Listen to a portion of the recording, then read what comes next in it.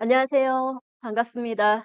멋지고 아름다운 이 호수공원에서 인문학이라는 내용을 가지고 처음 만나 뵙는 또 여러분들 저하고 같은 호흡을 할 수 있어서 굉장히 감사하고 좀 떨리는 마음이 있습니다. 제가 좀 힘든 시간들을 보냈었는데 오늘 강연 내용 안에서 그런 것도 좀 같이 나눠보려고 합니다. 공황장애가 내게 가르쳐 준 것들이라는 제목의 책을 냈었고 지금은 후속책을 집필하고 있는 중입니다. 오늘 제가 준비한 내용은 마음과 몸의 빈 공간이라는 내용으로 준비를 해보았습니다.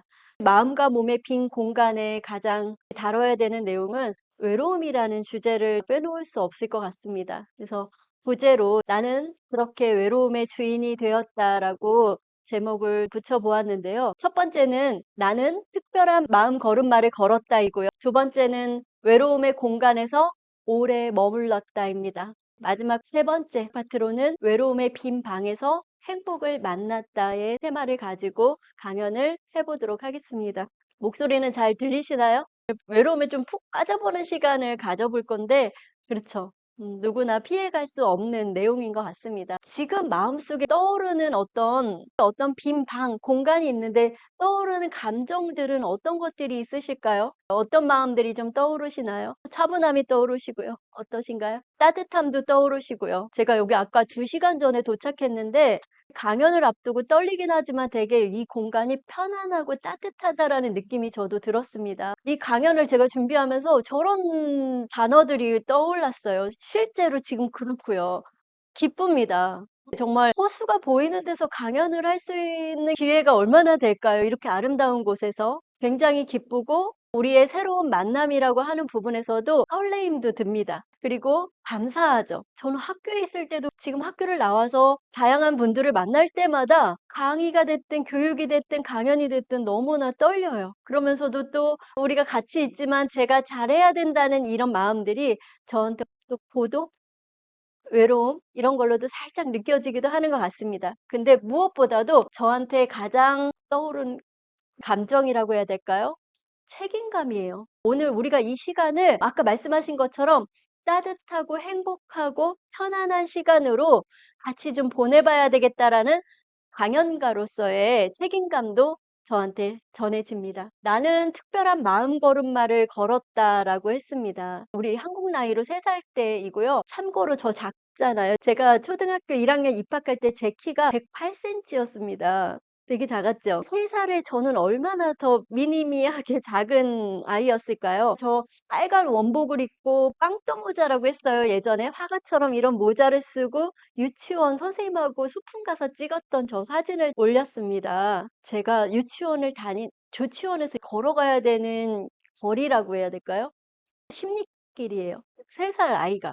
근데 누가 시켜서 했으면 아마 못했을 것 같습니다. 그때는 차가 없었어요. 조치원이라는 곳에서 제가 굳이 6살, 7살 언니들이 다니는 유치원에 보내달라고 엄청 졸라댔어요. 3살이. 제가 그 원복도 너무 부럽고 가서 뭔가를 배워야 된다는 게 너무 부러워서 연령이 아직 부족한데도 불구하고 엄청 엄마를 졸라댔어요. 그래서 십리길을 걸어 다녔습니다. 대부분은 기억을 잘 못하시더라고요. 근데 저는 기억이 뚜렷하게 납니다. 근데 어때요? 제가 그 거리가 굉장히 멀게 느껴져요.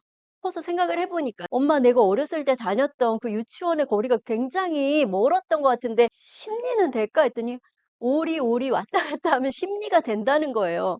4km 정도입니다. 지금 우리 성인의 걸음으로 해도 1시간은 좋게 걸어야 돼. 정말 그냥 일직선의 길을 쭉 걸어가고 쭉 걸어오고 그런 시간들을 보냈습니다. 당연히 두려웠죠. 그리고 무서웠습니다. 외로웠고요. 처음에는 동네 언니들하고 같이 다녔는데 시간이 또 안 맞다 보니까 저 혼자 걸어 다닐 때도 있었습니다. 혹시 어렸을 때 혼자서 그렇게 누군가 보호자가 없이 길고 긴 길을 걸어보신 기억이 있으신가요? 언제 그런 기억이 있으신가요? 몇 살 정도에 그렇게 혼자서 나는 좀 걸어봤다. 호기심이 굉장히 많았던 아이였는 것 같아요. 그치만 제가 보내달라고 해서 갔던 그 유치원의 십리길이 저한테는 너무나 두렵고 무섭고 쓸쓸하고 그때 외로움이라는 단어를 몰랐지만 커서 생각해 보니까 그것도 외로움과 닮아 있었다라는 마음이 올라오더라고요. 문득 그 외로움이라는 게 뭐였을까? 지나가는 어른들이 저를 이상하게 쳐다보기도 하고 '저 어린 꼬마아이가 왜 저렇게 걷고 있죠 혼자서?' 그래서 제가 오다 가다 하늘도 바라보고요. 옆에 피어 있는 들꽃도 바라보고요. 따갑지만 어른들의 시선에 눈맞춤도 좀 해 보고요. 또 쉬다 걷다 쉬다 걷다 바람도 맞았다. 어느 날은 비도 맞았다. 그런 시간들을 보냈던 것 같습니다. 3살 아이가 십리길을 걷는다는 것은 사실 아까 상상도 안 되신다고 말씀을 하셨는데, 그때 저는 어렴풋이나마 혼자서 인생을 걸어가는 것들을 조금 경험을 했었던 것 같습니다. 너무 어린데 다행히 집에 가면 저를 맞아주시는 엄마가 계셨죠. 그런 안정감이 들었기 때문에 모험과도 같은 십리길의 유치원을 걸어 다니지 않았을까. 조금 전에 말씀드렸던 것처럼 외로움이라는 거를 그 당시에는 몰랐지만 뭔가 혼자 있다라는 두려움을 받아들이는 어떤 적응을 했었던 것 같아요, 그 당시에. 그리고 오다 가다 그 3살 아이가 넘어지지 않았겠어요? 돌부리도 많고 비포장 도로에. 집에 오면 기억이 나는 게 하얀 타이즈를 신고 다녔는데 그게 온통 흙투성이었던 기억이 납니다. 넘어지고 일어나고 넘어지고 일어나는 것을 저는 3 살에 십리길 안에서 해본 경험이 있습니다. 외로움이 없는 느껴보지 않은 사람은 아무도 없으실 것 같아요, 이 자리에. 그리고 그런 외로움이라는 주제가 관심이 있었기 때문에 오늘 이 자리에 오셨을 것 같고요. 그렇다고 하면 우리가 이 외로움이라는 것을 어떤 시각으로 바라보고 받아들이고 내가 앞으로 살아가야 될 건지에 대한 깊은 고민들을 우리가 서로 나누는 시간이라고 보고요. 어쩌면 강연가인 제가 시행착오가 많았던, 실수가 섞여 있는 인생의 어떤 경험들을 공유하면서 힘을 가져가시라는 그런 시간을 같이 나누고 싶은 것 같습니다. 때때로 저한테 고독과 외로움이 밀려왔었습니다. 제가 성인이 되면서 저는 외롭다고 느낀 적이 별로 없었어요, 사실은. 고독하다고 생각을 했습니다. 다르더라고요. 고독과 외로움은 비슷한 결을 갖고 있는 것 같지만 좀 달랐습니다. 하이데거라고 하는 독일의 철학자가 고독이라는 거에 대해서 인간의 어떤 존재가 본질적으로 그런 고독을 가치 있게 느낀다라고 얘기를 합니다. 고독한 존재라고 스스로 느낀다는 거죠. 그런데 또 다른 사르트르라고 하는 프랑스 철학자가 타인은 지옥이다라는 강한 말을 합니다. 우리의 인간의 어떤 존재가 다른 사람들하고의 관계 안에서 그런 존재,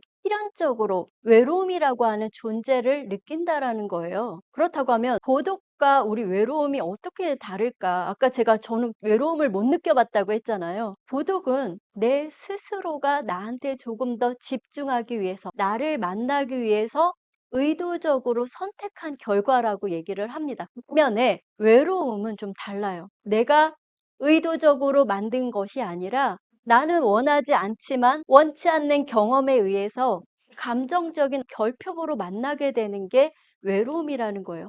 당연히 외로움이 우리들한테는 좀 더 받아들이고 싶지 않은 감정들이겠죠. 근데 좀 전에 제가 저는 외로움을 느껴본 적이 없다라고 했던 말씀을 드렸었는데 실제로 제가 외롭지 않았을까요? 고독하다라고 저 스스로를 굉장히 포장을 했었습니다. 그 말은 나는 다른 사람들하고 충분히 소통을 나누면서 행복할 수 있는데 그냥 내가 이 고독의 방에 정말 좀 그럴싸하게 갇혀 있는 거야 라고 생각을 했었습니다. 근데 그게 아니더라고요. 아까 좀 전에 말씀드렸던 것처럼 공황장애라고 하는, 뭐 요즘에 너무 유행병이 돼버렸죠. 극심한 정신적인 어떤 고통에 시달리면서 이것 고독이 아니라 나한테 정말 외로움이었구나, 아픔이었구나라는 거를 그때 알게 됐습니다. 두 번째 파트로 이제 넘어가는데요. 제가 꽤 오랫동안 외로움의 공간에 머물렀던 말씀을 좀 드려보려고 합니다. 그림에 있는 것처럼 뭔가 우주에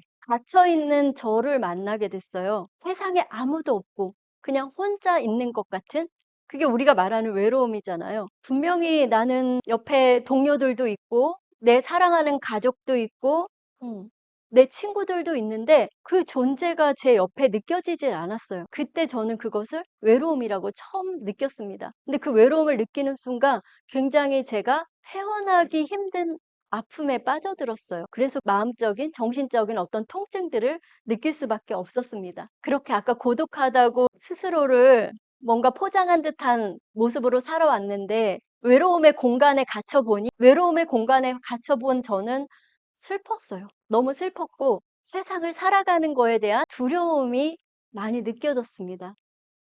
어두웠어요. 뭐를 잡아야 될지 모르겠더라고요. 광활한 우주 안에 혼자 존재하는 것 같은 느낌? 막막했습니다. 살아가는 것에 대해서 굉장히 두렵고 막막한 감정들이 느껴졌고, 거슬러서 생각해 보니까 제가 자라온 성인이 되기 이전의 저의 유년 시절이 너무나 깊은 외로움 속에 갇혀 있던 거더라고요.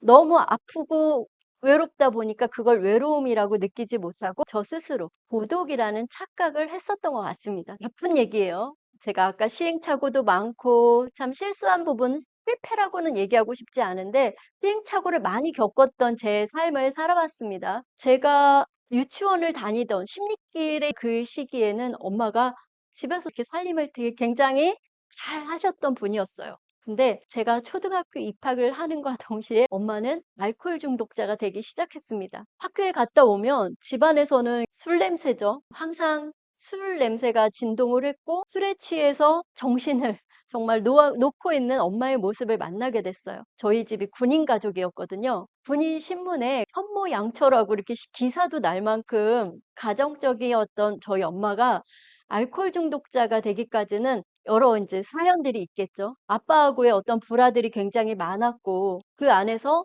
엄마 스스로도 외로움을 달래지 못하고 그 외로움을 술이라는 것을 통해서 위로받기 시작했어요. 8살, 겨우 8살이 된 저한테는 그걸 감당하기에는 너무나 정말 무섭고 두렵고 막막한 외로움이 저한테 싹 틔우기 시작했던 거죠. 어렸을 때 심리기라고는 차원이 달랐습니다. 심리길은 제가 선택을 했던 거잖아요. 유치원을 보내달라고 졸라서 선택한 길이었다면 가정 안에서 벌어지는 이런 폭력적인 그런 모습들, 당연히 엄마가 알코올 중독에 걸리니 아빠하고 다툼이 극심하게 많았죠.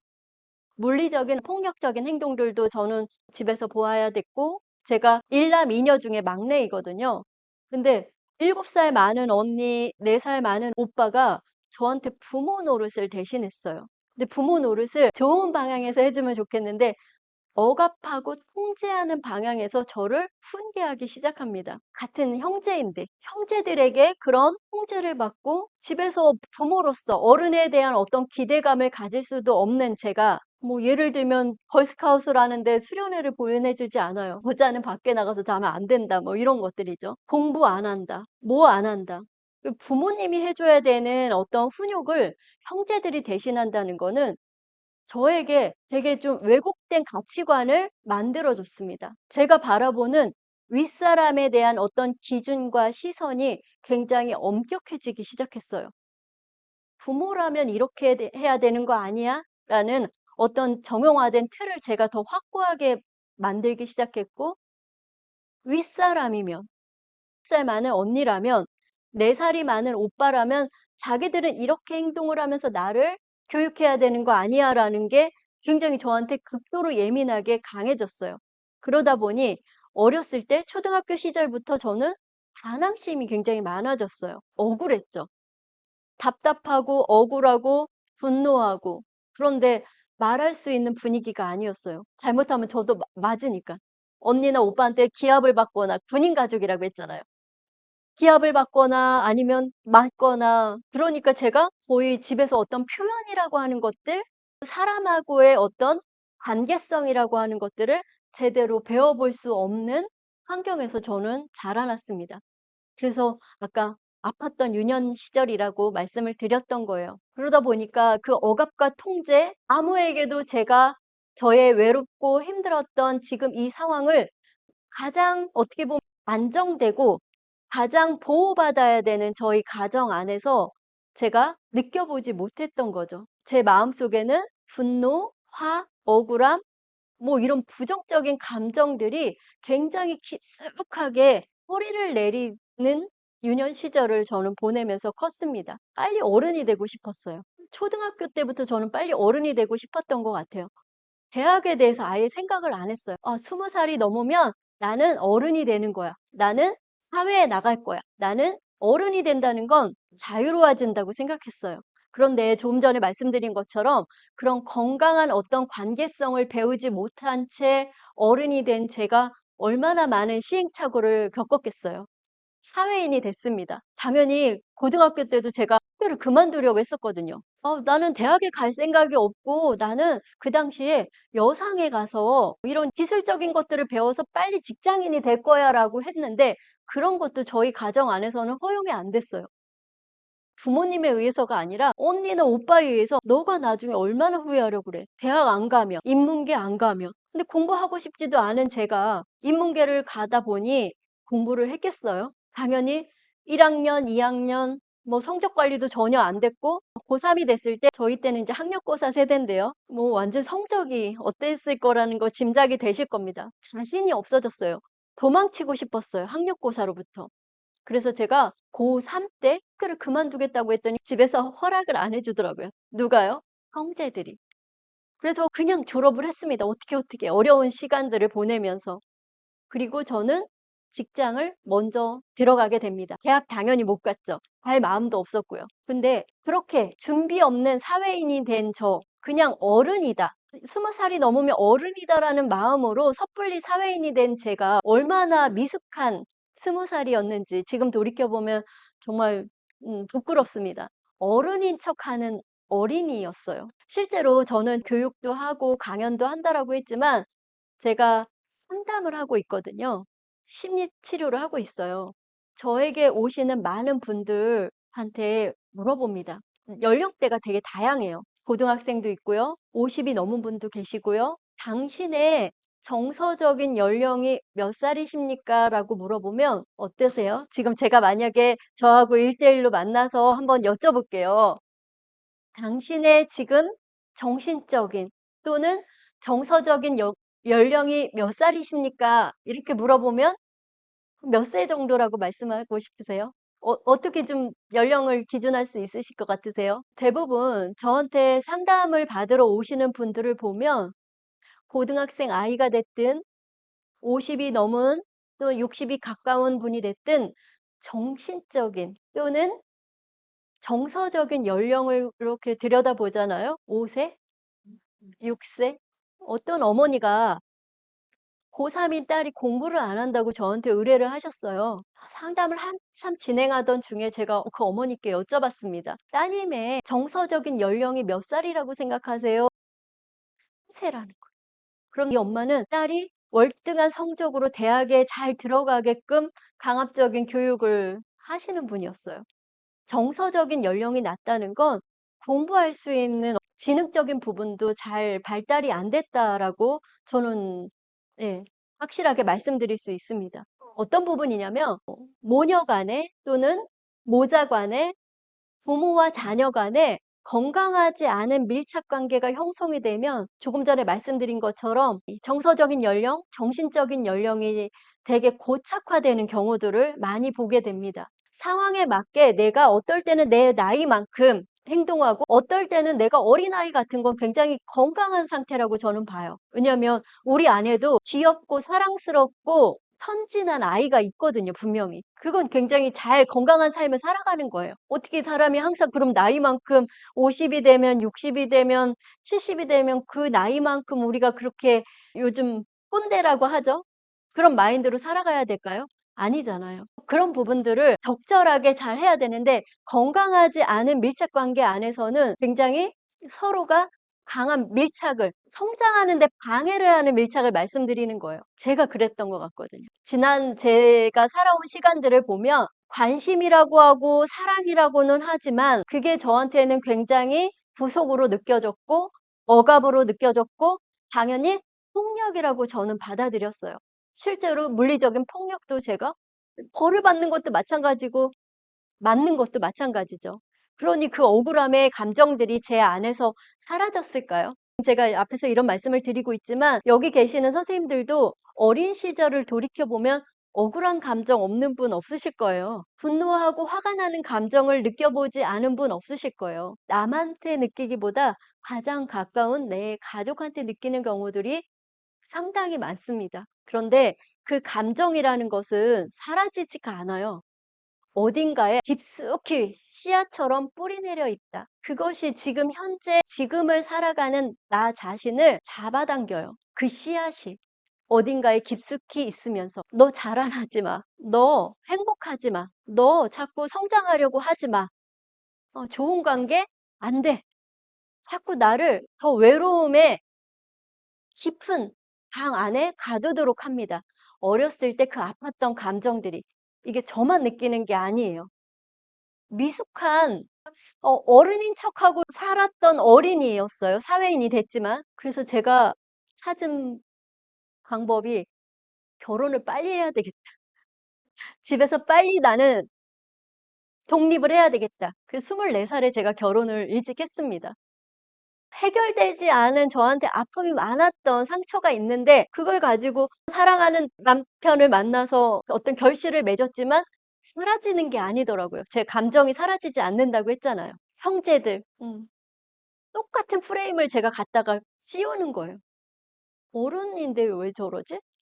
형제 누나가 돼 가지고 왜 저래?' 뭐 이런 것들. 건강하지 못한 거였어요, 남편과. 다툼이 굉장히 많았죠. 그 아픔이 또 다른 아픔으로 계속 저를 힘들게 했습니다. 근데 그 상처는 또 누구한테 갔을까요? 저한테 아들이 하나 있거든요. 인제 28이 됐는데 아들이 그 모습을 다 보고 컸잖아요. 우리가 유전자만 DNA 유전자만 3 대를 간다고 말하는 것이 아니고요. 내 마음속에 있는 이 상처 깊은 아픔들, 이 감정들도 3 대를 간다고 얘기를 합니다. 지금 나한테서 이거를 잘 해결해 내지 못하면 가장 내가 소중하게 생각하는 사랑하는 내 가족에게 대물림해 주는 거라고 볼 수 있어요. 내 삶을 좀 더 온전하게, 좀 더 건강하게, 좀 더 행복하게 잘 살아가고 싶은 마음에서 오지 않으셨을까 저는 생각하거든요. 그 상처를 덜어내셔야 됩니다. 또 다른 좋은 분들을 만나실 거고 또 전문가를 찾아가실 수도 있고요. 이른 결혼을 하고 이 미숙한 어떤 사회적 관계 안에서 직장 생활에서도 어떤 불만 이런 것들이 계속 올라왔어요. "저분 왜 저래? 윗사람이 돼서 왜 저래?" 항상. 그런데 반대로 뭐가 있었냐면요. 저보다 나이가 어리거나 아랫사람이면 하염없이 제가 관대한 거예요. 너무 아이러니하잖아요. 왜 그렇게 나는 윗사람에 대해서 이렇게 엄격한 잣대를 가져다 댔을까? 그땐 몰랐어요. 20대 초반에. 결혼해서도 몰랐어요. 극심하게 아파 보니까 바닥에 가 보니까 그냥 있는 그대로의 저를 보게 되더라고요.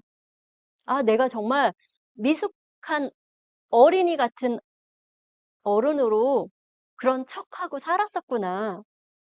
그런 척하고 결혼도 했었구나. 준비가 없이 엄마가 됐었구나.'를 참 세월이 한참 지난 뒤에 알게 됐습니다. 얼마나 다행이에요. 그쵸? 지금이라도 알았으니. 저한테 6 살 때 저희 엄마가 그런 질문을 하셨습니다. "정혜야, 너 나중에 커서 뭐가 될래? 뭐가 되고 싶어?" 제가 엄마한테 "엄마 나는 커서 판사가 될 거야." 라고 했어요. 아까 말씀드린 것처럼 고등학교 때 그렇게 자퇴하려고 했던 그런 아이가 어렸을 때는 그런 꿈이 있었어요. 이유가 힘이 없고 불쌍하고 나약한 사람을 도와줄 수 있는 직업이 판사라고 생각을 했거든요. 아마도 그 어린 나이에 엄마에 대한 존재를 보면서 그런 생각을 하지 않았을까라는 엄마가 힘이 없어 보이니까. 엄마가 아빠 때문에 상처를 받으니까 아무것도 도움이 될 수 없는 이 막내딸, '아 나는 커서 좀 어려운 사람을 좀 도와주는 그런 직업인이 돼야 되겠다.'라는 게 막연하게 그 어린 나이에는 판사였던 거예요. 근데 그렇게 제가 아까 고등학교 시기 그렇게 준비되지 않은 어른이 됐다고 했잖아요. 어린이인데 어른인 척하는. 결혼해서 계속 갈등이 많았어요. 싸우고 살 수 없잖아요. 신앙생활을 진짜 열심히 했던 적이 있어요. 그러다가 이 카톨릭 안에서 '내가 전문 봉사자로 살까?'를 고민했던 시기에 남편이 저에게 "다시 대학을 가 봐라." 결혼하고 나서도 공부를 계속 하기는 했었거든요. 미련이 남아서. "다시 대학을 가봐라."라고 해서 제가 31살의 나이에 만학도 아줌마 학생이 됩니다. 2017년에 방영됐던 방송 고백부부라고 장나라 나오는 드라마 있어요. 그런 거랑 비슷했어요, 제가. 31살의 나이에 대학을 가다 보니까 왕언니, 왕누나라는 타이틀이 저한테 항상 붙었습니다. 그리고 공부를 정말 열심히 했어요. 열심히 할 수밖에 없잖아요. 안 그러면 동생들한테 따돌림 받을 수도 있겠다. 그러니까 제가 아래서 하염없이 잘한다고 했잖아요. 관대하다고 했잖아요. 뭘 나눠줘야지 내가 이 나이에 어떻게 맨날 모른다고 이렇게 뭘 알려달라고 할 수가 있나 싶으니까 정말 공부를 열심히 했었습니다. 드라마처럼 고백부부처럼 공부에 이렇게 빠져드는 시기가 31살부터 시작이 됐습니다. 슬라이드에 저 빨간색 화살표 돼 있는 저 31살 때요. 대학교 1학년 아줌마 학생으로 가서 제가 작업치료학과라는 재활 관련된 학과에 갔는데요. 전공 학생으로서 봉사하는 그런 동아리에서 찍은 사진이에요.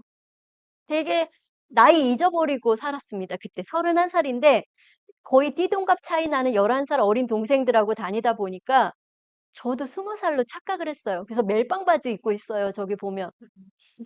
그냥 거기에 스며들어서 공부도 정말 열심히 하는 시간들을 보냈습니다.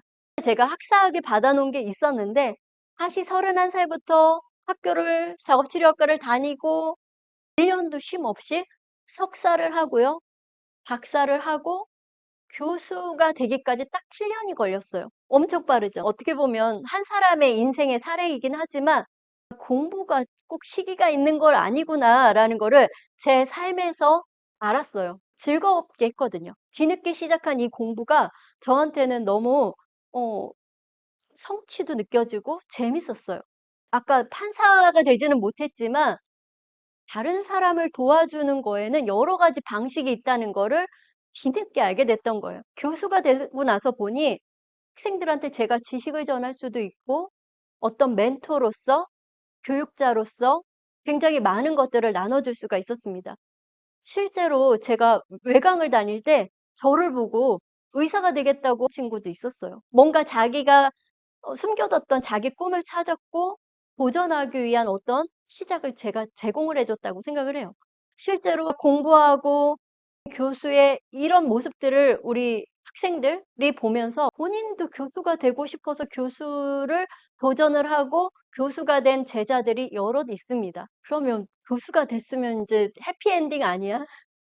제가 서른 중반이 좀 넘어서 38부터 강의를 했었나요? 교수가 되고 나서 진짜 힘든 것들이 찾아왔어요.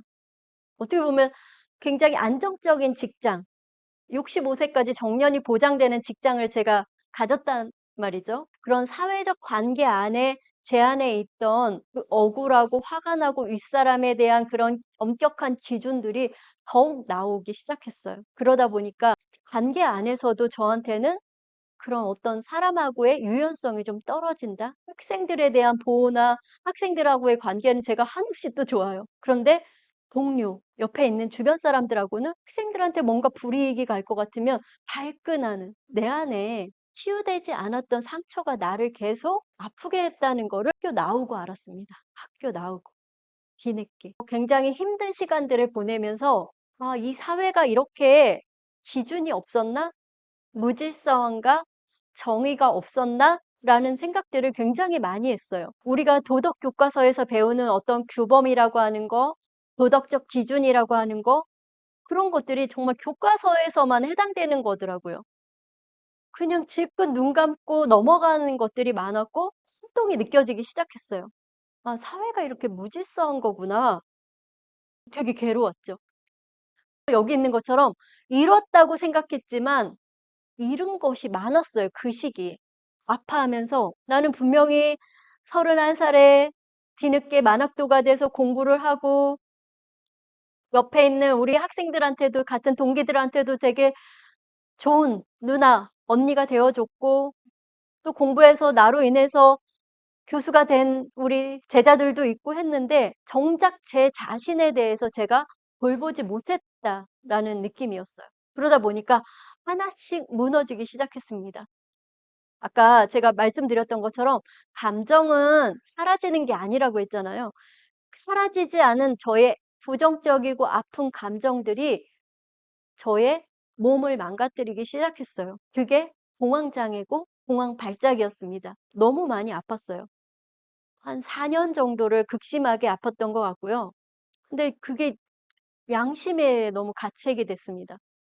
학생들 앞에서 제가 심리학 수업, 정신의학 수업, 상담 심리학 수업, 온갖 마음과 관련된 정신적 건강과 관련된 수업을 하면서 그 강단에 서 있는 저는 사실 학생들한테 내가 공황장애라는 걸 숨기면서 수업을 하는 제 자신이 굉장히 이중적인 사람처럼 느껴졌어요.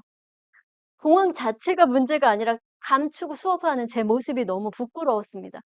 그래서 제가 단호하게 생각을 했어요. 내가 아픈 것만이 아니구나. 내가 지금 공황을 낫기 위해서 나는 뭐를 해야 되지? 책을 쓰기를 결심을 했습니다. 공황장애가 내게 가르쳐 준 것들이라는 거를 학교에 있으면서 교수로 재직할 때 쓴 책이에요. 실제로 그 책을 쓰고 저는 공황이 나았습니다. 완치라는 말이 아니에요. 지금도 공황 증상이 올라오면 저는 조절하면서 살아갈 수 있습니다. 문제가 없어요. 모든 거를 다 얻었다고 생각했지만 저 그림에 있는 것처럼 그 공간이 딱 저런 느낌이었어요. 혼자서 갇혀 있는 방, 어둡고 암울한 방, 무질서한 사회하고 소통할 수 없는 참 답답한 나를 항상 그 공간에서 만났고 저런 모습으로 어둡게 집에 와서 가정 안에서도 그런 것들이 머물다 보니 공황이 계속 더 거듭될 수밖에 없었어요. 그 시기에는. 고민을 많이 했죠. 학생들 앞에서 이렇게 부끄럽게 나를 감춘 채 살아갈 것이냐, 세상에 이거를 좀 용기 있게 내가 꺼내볼 것이냐. 거울 속에 있는 다양한 제 모습을 만나려고 제가 용기를 내기 시작했습니다. 아, 감추는 것이 다가 아니구나. 감춰서 내가 이렇게 아프게 된 거였구나.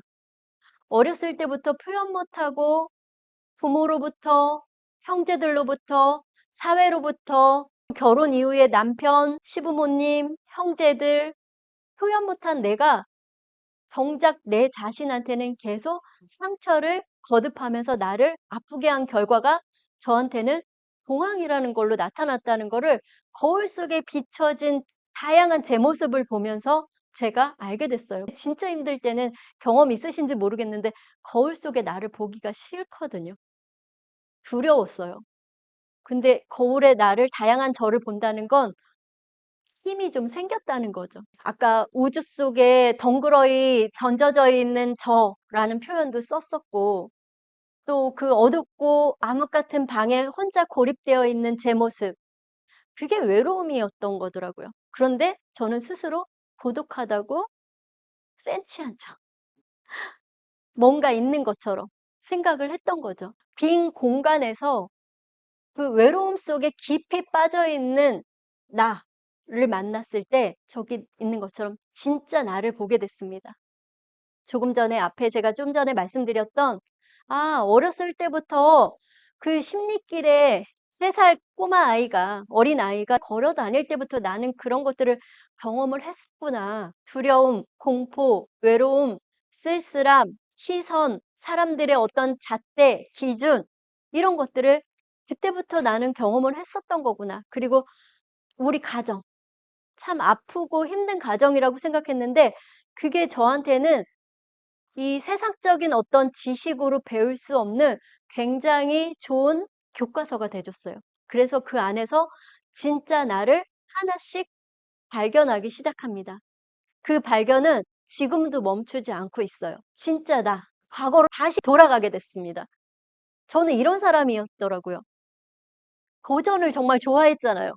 만 3살의 아이가 엄마를 졸라서 유치원을 보내달라고 했을 때부터 저는 기질적으로 호기심과 도전이 많은 아이였고요. 그리고 쉬운 거보다 어려움을 선택했던 저라는 거죠. 뒤늦게 어떻게 보면 남편 직장 생활하고 집에서 아들 하나니까 이렇게 성당 활동 열심히 하면서 봉사자로 이렇게 따뜻한 가정에서 엄마로서 주부로서 지낼 수도 있었는데 31살이라는 나이에 또 대학도 가게 되고요. 학업에 쉼없는 어떤 도전들을 제가 하고 살았죠. 직장 생활, 가정, 갈등과 다툼과 답답함과 그 안에서 저는 다시 오뚜기처럼 잘 일어나는 저를 만나게 됐습니다. 제가 공황으로 정말 힘들 때 죽고 싶었어요. 병원에 2번을 입원을 했습니다. 대학에 있을 때, 교수로 있을 때인데. 도저히 수업을 할 수가 없는 거예요. 공황은 소리 소문 없이 갑자기 오거든요. 학생들하고 수업하고 있는데도 심장이 두근두근거리면서 마비가 오기 시작하고, 언제 내가 여기서 쓰러져 가지고 기절하면 나 어떻게 되지? 수업하다가? 그런 어떤 두려움과 불안들이 저를 더 힘든 상황에 만들었고, 그러다 보니까 정말 자존감은 바닥이 되고 우울은 굉장히 심해지고, 우울의 가장 최종적인 목표는 죽음과 굉장히 맞닿아 있었다는 거죠. 정말 죽고 싶은 마음이 강하다 보니까 '안 되겠다.' 자발적으로 제가 입원을 했었어요, 2번을. 근데 그 경험은 딱 2번으로 제가 만족을 했습니다. 음. 그 안에 들어가면 굉장히 보호받는 곳이라고 하지만 제가 할 수 있는 게 없어요. 다 수동적으로 해야 돼요. 책도 제 맘대로 갖고 들어가지 못하고 볼펜도 소지할 수가 없고, 약도 입에 넣으면 정말 혀를 보여줘야 돼요. 약 삼켰나 안 삼켰나. 이럴 거라면 '내가 공항에서 빨리 벗어나야 되겠다. 우울해서 빨리 벗어나야 되겠다.'라는 강한 자극이 되었어요. 그래서 책을 쓰고 세상 속에서 가장 나다움을 찾기 위한 한 걸음을 내딛었습니다. 제가 공황을 낫기 위해서 되게 도전을 했던 것이 있어요. 감사일기를 100일 동안 썼습니다. 손으로 쓴 게 아니고 블로그에 썼어요. 100일을 쓰고 나서 제가 받았던 선물이 공황장애 책을 쓰는 거였어요. 그 용기를 얻게 됐어요. 가장 아플 때 썼거든요, 사실은. 감사일기에서 받은 선물이었어요. 힘이 생겼던 겁니다. 그리고 책을 쓰고 번역이라든가 관련된 책을 집필하는 전공 교수로서의 저자가 아니라 작가가 되었습니다.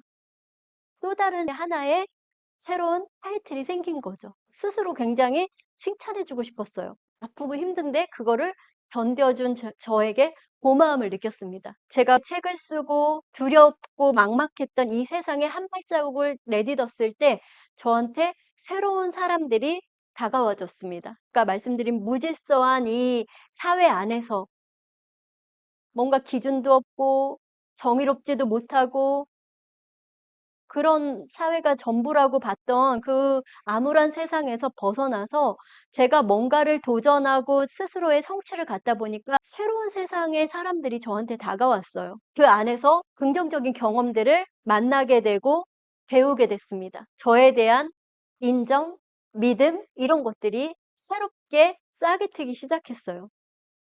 글자는 잘 안 보이실 테지만 제가 처음에 20년도에 감사일기 썼을 때 왼쪽에 10개 정도를 저렇게 간략한 짧은 내용으로 썼어요. 혹시 여기 오신 선생님 중에 우울증, 저희 공황장애라고 했지만 공황장애 우울 동반하거든요.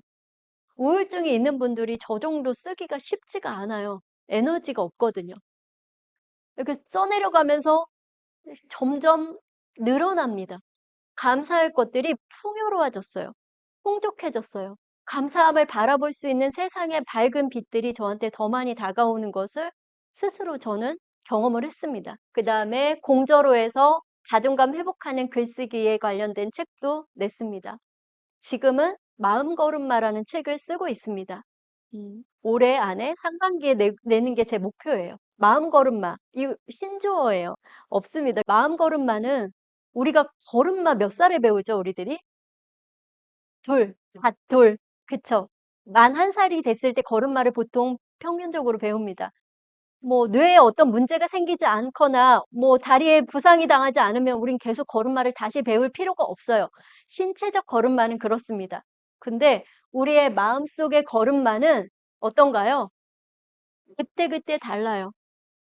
정서적 나이도 상황에 따라 바뀌듯이 마음도 무너지면 그 걸음마를 새로 배워야 된다는 거를 제가 몸소 체득하면서 알게 되다 보니까 마음 걸음마에 대한 거를 한번 책으로 써봐야 되겠다는 걸로 써내려가고 있습니다. 버리고 채우고. 제가 차를 되게 좋아해요.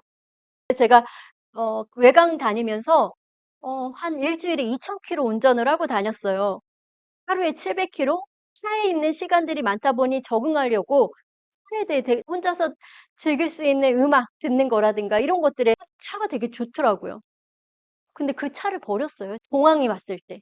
운전을 할 수가 없었습니다. 언제 내가 기절할지 모르니까. 그리고 공항에 왔을 때 저는 명품 가방을 쓰지도 않는 가방들을 한 5-6개는 샀던 것 같아요. 한 번도 메어보지 않은 과소비, 두려움, 욕심, 다른 사람들한테 인정받는 거 이런 것들이 다 공황이 있었을 때 제 속에 외로움의 공간이 너무 크고 채울 게 없다 보니 아프다 보니 세상의 온갖 물질적인 것들로 욕심을 냈던 겁니다. 차도 꽤 좋은 차를 탔었거든요. 뚜벅이가 됐습니다. 버렸어요, 다. 가방도 한 번도 매보지 않은 가방을 중고 시장 가서 반값에 그 케이스에서 빼보지도 않은 가방을. 너무 부끄럽죠. 그리고 나서 저한테 이런 것들이 채워집니다. 감사함. 지금도 쓰고 있습니다. 기다릴 줄 알게 됐습니다. 조급하지 않아요, 지금. 그리고 세상을 좀 더 따뜻한 시선으로 바라볼 수 있고 눈맞춤할 수 있게 되었습니다. 무엇보다 정말 그 빈 공간이라고 하는 외로움의 공간에 제 존재를 채워넣기 시작했습니다. 나를 인정해주기 시작했고요. 진짜 나를 만났고 만나가는 과정에 저는 마음걸음마를 계속하고 있습니다.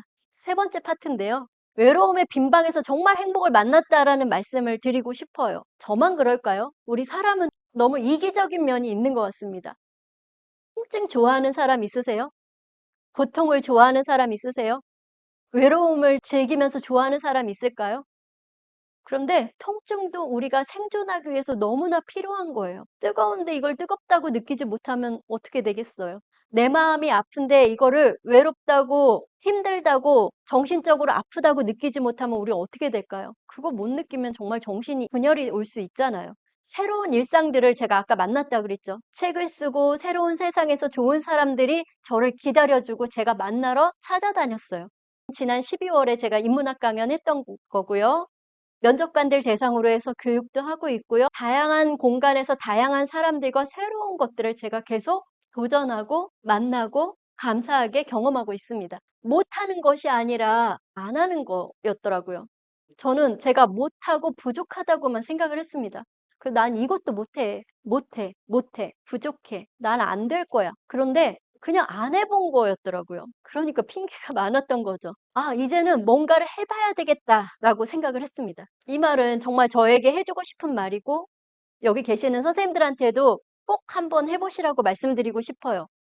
어떤 정신 건강과 관련된 전문가를 찾아가도, 글쎄요, 우리가 약을 먹을 수 있고 상담을 받을 수 있지만, 내 마음속에 진짜 상처는 내가 나를 용서하는 것입니다. 아팠던 나, 가족들로부터 상처받았던 나, 고독했던 나, 외로움을 고독으로 과장했던 나, 괜찮은 척하고 웃으면서 살았던 나, 저를 용서했습니다. 위로해줬습니다. 잘 살아왔다고. 이거 제 다짐이고요. 앞으로 저는 어디 가서 강연을 해도 이 내용을 항상 반복할 거예요. 나는 100살까지 공부하고 시험을 볼 것입니다. 제가 일찍 떠나지 않는 한요. 스스로 죽을 일은 없다는 얘기입니다. 저는 100살까지 다른 사람을 교육하는 사람으로 살아갈 것입니다. 저는 100살까지 어린 꼬마아이하고 웃으면서 대화하고 싶습니다. 할 거고요. 저는 100살까지 다른 사람을 도우면서 살 것입니다. 어렸을 때부터 제 안에 있었던 가장 바람이죠. 저는 100살까지 내 마음과 몸의 걸음마의 주인이 될 것입니다. 남의 시선, 남과 비교하는 삶, 이런 거 저한테는 없습니다, 지금. 네, 아까 제가 신경심리학 박사라고 말씀드렸는데요. 우리가 살아가는 제 몸, 제 마음, 이런 것들이 사실은 뇌 안에서 버라이어티하게 벌어지는 많은 결과라고 볼 수 있어요. 저는 조금 전에 5가지 저의 다짐처럼 제 뇌를, 제가 제 뇌를 스스로 조각하면서 살아갈 것입니다. 외로움은 제가 이렇게 긴 시간들을 지나와 보니 외로움 안에 나를 성장시키는 공간이 있었다는 것을 알게 됐습니다. 그 공간에 내가 어떤 것을 채울지, 외로움의 빈 방에 아픈 나의 상처를 채울지, 새로운 만남을 채울지, 희망을 채울지는 내가 선택하고 내가 성장시킬 수 있는 거라는 거를 알게 됐어요. 저희 강연은 여기까지 하겠습니다. 감사합니다.